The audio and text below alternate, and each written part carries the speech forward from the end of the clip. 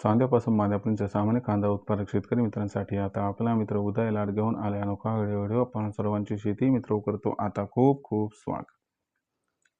जो चांद्यापासून मांद्यापर्यंतचा सामान्य कांदा उत्पादक कास्तकार बांधव आहे त्यांच्या मनातील सध्याचा हा सर्वात महत्त्वाचा सवाल, जो सवाल सध्या तुमच्या माझ्या व आपल्या सर्वांच्या मनात उपस्थित झालाय, जो सवाल सध्या चांद्यापासून बांद्यापर्यंतचा प्रत्येक कांदा उत्पादक कास्तकार बांधव हा विचारायला लागलाय।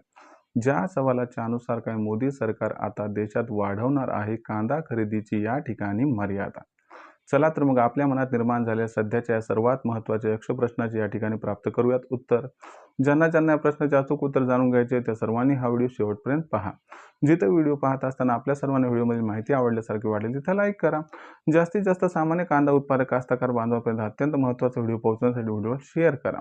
चॅनल आतापर्यंत सबस्क्राईब केले नसेल तर चॅनल सबस्क्राईब करून नोटिफिकेशन बेल आहे ऑल करा, यामुळे प्रत्येक व्हिडिओ आपल्या मिळत राहतो या ठिकाणी सतत।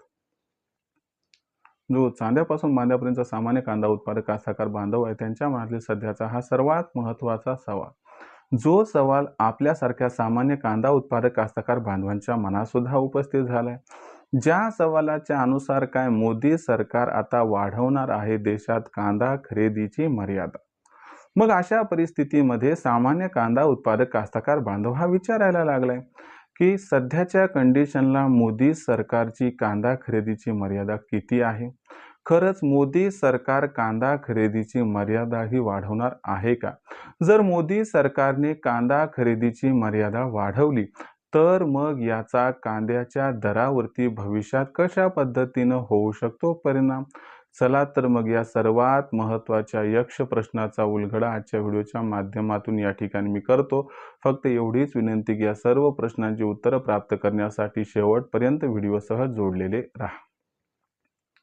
जर आपण सर्वांनी बघितलं तर सध्याच्या कंडिशनला कांदा बाजारभाव पातळी किती, तर सध्याच्या कंडिशनला देशांतर्गत बाजारामध्ये जी कांद्याची दर पातळी आहे ती 700 ते 1000 रुपये प्रति क्विंटल आहे।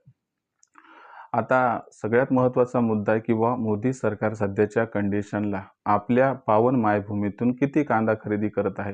तर बघा 1580 रुपये प्रति क्विंटल नाशिक जिल्ह्यासाठी दिलेला दर जरी असला तरी ओव्हरऑल सिच्युएशनचा विचार केला तर मोदी सरकार म्हणजे केंद्र सरकार आपल्या राज्यातून जवळपास 2 लाख टन कांदा खरेदी ही नाफेड आणि NCCF द्वारा करत असते।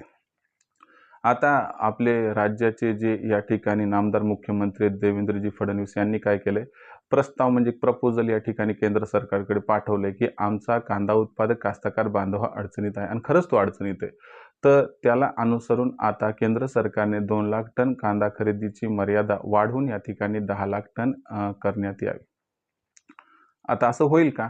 तर लक्षात घ्या, मी हे नाही सांगू शकत की 10 लाख टन कांदा खरेदी होईल अथवा नाही, पण 100% एवढं मात्र सांगू शकतो की कांदा खरेदी ही होणार आणि कांदा खरेदी ही जास्त प्रमाणात होणार। म्हणजे 2 लाख टनापेक्षा जास्त, मग 5 लाख होईल, 6 लाख, 7 लाख किंवा 10 लाख टन सुद्धा होईल। आता मुख्य मुद्दा हा आहे की मग खरंच मोदी सरकार कांदा खरेदी करणार का? तर लक्षात घ्या 101% मोदी सरकार कांदा खरेदी ही करणार आणि वाढवणार। कशामुळं? तर लक्षात घ्या जून ते सप्टेंबर महिन्यात यंदा पाऊस काळ कमी आहे। आता पाऊस काळ कमी म्हटले खरीप आणि रब्बी हंगामात कांदा उत्पादन घटणार। याच्यामुळे भविष्यात जेव्हा सण समारंभ या ठिकाणी उत्सव येतील म्हणजे फेस्टिवल सीजन चालू होईल जून ते सप्टेंबर दिवाळीपर्यंत म्हणा ना, तर तेव्हा कांद्याची फार गरज आहे आणि कांदा महागला तर सरकारला याचा प्रतिकूल परिणाम हा भोगावा लागू शकतो।